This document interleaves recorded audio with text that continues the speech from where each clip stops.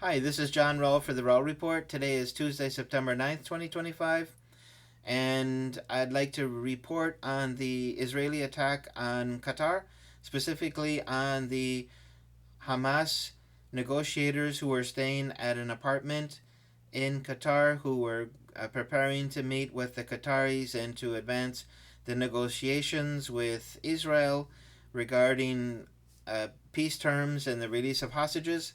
So, anyway, let's get right in on this post, focusing on the whole logic of the narrative being presented.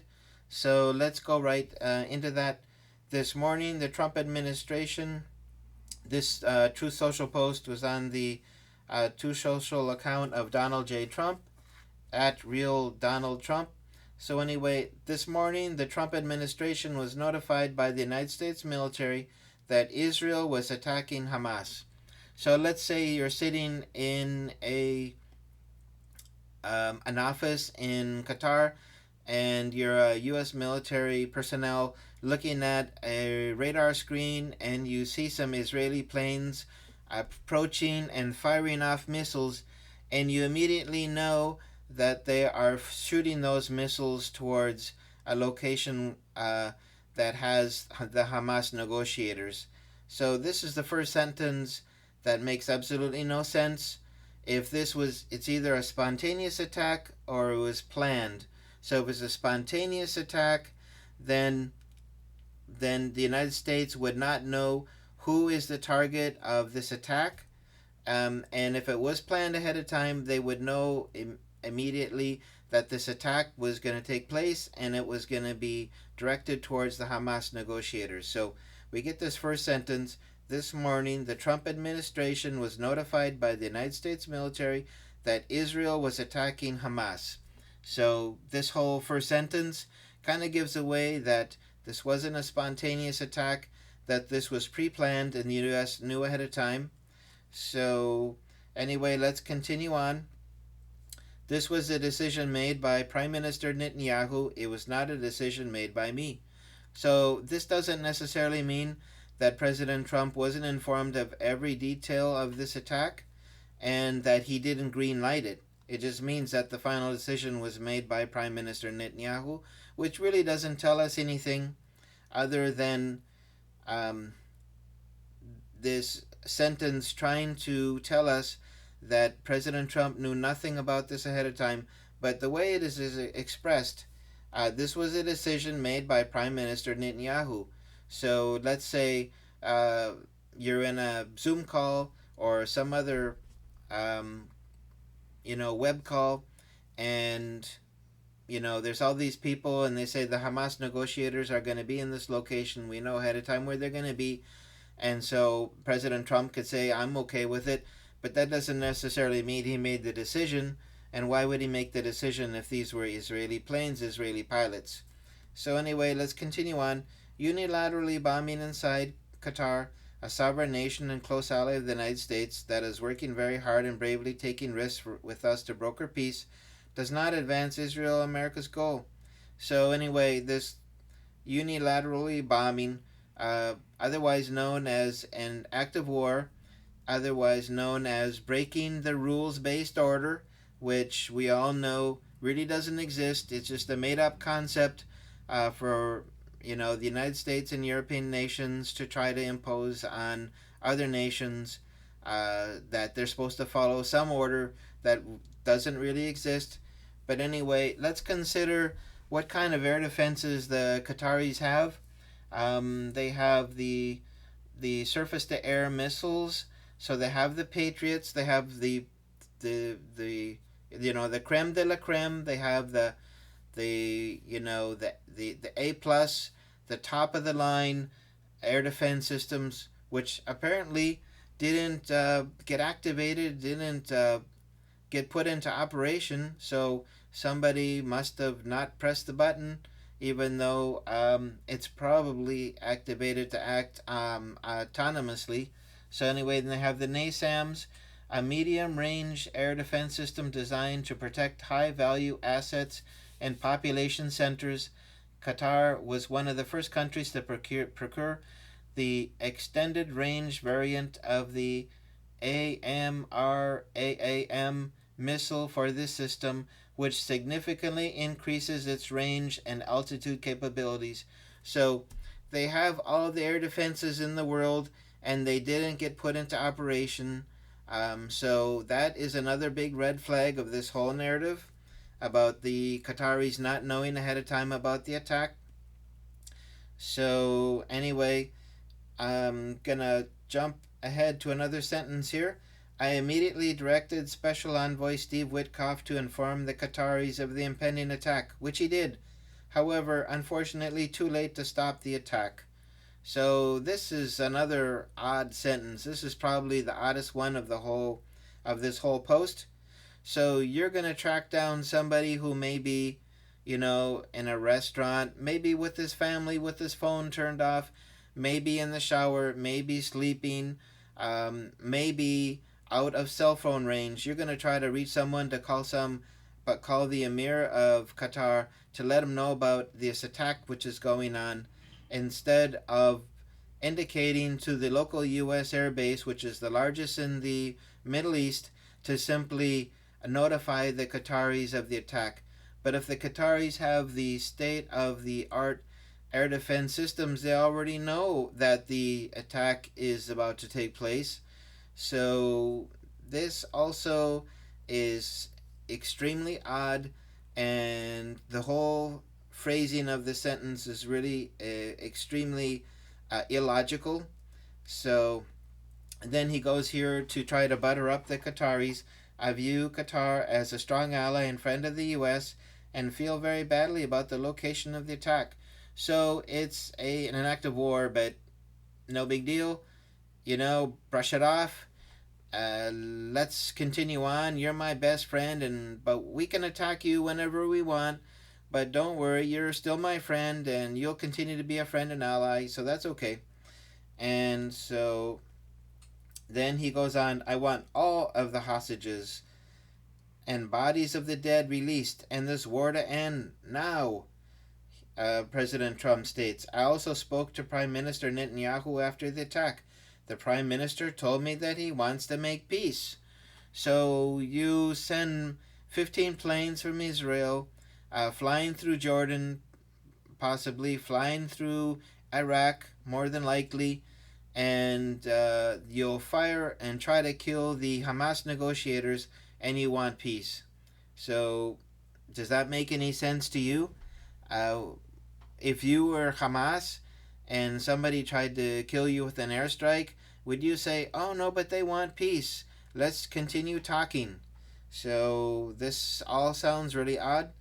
And so, I also spoke to the Emir and Prime Minister of Qatar and thanked them for their support and friendship to our country. So, why would you thank them for their support? Are you referring to the possibility that they supported the United States by not defending their airspace when Israel entered and fired off the rockets? Is that the support you're thanking them for? So anyway, why would you thank them for their support? If they were the ones who were attacked, how did they support that attack? So again, that whole sentence just makes no sense. It's illogical. And I assured them that such a thing will not happen again on their soil. So if you're my friend and ally and I attack you, commit a war crime, basically against them, an act of war, and so this means that that this makes them even better friends because they've brushed it off and they want to continue with this friendship. So um, anyway, then finally he says, I have directed Secretary of State Marco Rubio to finalize the defense cooperation agreement with Qatar. So was this attack on their territory a precondition to have some defense cooperation agreement? And what does that even mean? If a country like Israel just attacked you and attacked your territory, committed an act of war, that means that you're more protected rather than less protected. So this whole narrative from the start to the end is extremely odd. It's illogical and makes no sense. If there was anyone in Qatar who thought that the U.S. was their friend, uh, they the logical conclusion is that no, they're not your friend. But I saw in another uh, post from a media source that that the Qataris have expressed interest in continuing with the negotiations. So I'm just looking for that post. So anyway, it's mixed in here with a bunch of other posts, but um, it appears that they're expressing interest to continue with the negotiations, even though their territory was attacked, which is an act of war. And but if we can analyze the whole situation, the Israeli planes left Israel, flew into Jordan, flew into Iraq, and both locations in the United States has a presence in Iraq, so they have their military base, they have their air defense, they have their radars. Jordan is a close ally of the United States. They have their air defenses, they have their radars, and none of these countries saw that the Israelis were heading towards Qatar. Nobody was notified, and suddenly they show up outside of Qatar firing missiles, and it's all a surprise. So anyway, this all makes no sense, and unfortunately, this whole post was is completely illogical. So really, what the way it should have started off in the very beginning was this morning the Trump administration was notified by the United States military that Israel was attacking Qatar. You know, unknown target. So that would have made more sense. It certainly would have been more logical with the narrative. But we can see from this post that they knew ahead of time who they were attacking. None of the air defenses were put into operation. That's another big red flag.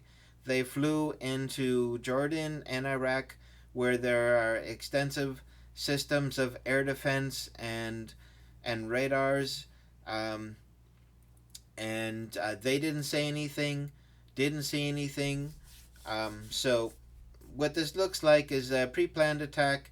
It was pre-planned with the United States, with Israel, and also Jordan had to be notified. Iraq had to be notified, and the Qataris had to be notified. So the Qataris had to know ahead of time that imagine if the Israeli planes are coming, they're firing, they could fire at anyone or anything. They could be firing at the Admir. So why wouldn't their air defenses work? So, like I say, this story has it's just no rhyme or reason. It's illogical the way it's being presented and the way things developed. The whole timeline just gives a big giveaway that this was a pre-planned attack. All these countries knew ahead of time, and the only ones who didn't seem to be alerted were the Hamas negotiators. Um, and fortunately for them, it was unsuccessful. So it could be um, that they sensed that this attack possibly could come, and that they could have changed locations to protect themselves. So knowing what happened in Iran and how people were tracked down using cell phones or social media or something like that, um, that they probably took precautions, and that's why they're still alive today. But anyway, we won't know if the negotiations will continue, and certainly for the families of the hostages, this is just another setback, and it certainly shows that Prime Minister Netanyahu has no interest in freeing the hostages. This is a shame, and so Um, we'll see how this develops and what happens. But if there was ever a sign that the rules based order was dead, this is it. It's gone. It's over. And also for Steve Witkoff, is he now a target of somebody? Because if the negotiators are targets, then he's a target, wouldn't you say? So now he's put himself into harm's way if he's going to continue to be the negotiator. So, anyway, this is not going in a positive direction and certainly won't be resolved anytime soon. So, if you've stayed with me till now, thank you for joining me for this video. I'll be coming back for more commentary analysis of news, and we'll see where this news goes. So anyway, thank you for joining me. If you like this video, please like and subscribe. Have a great day. Bye bye.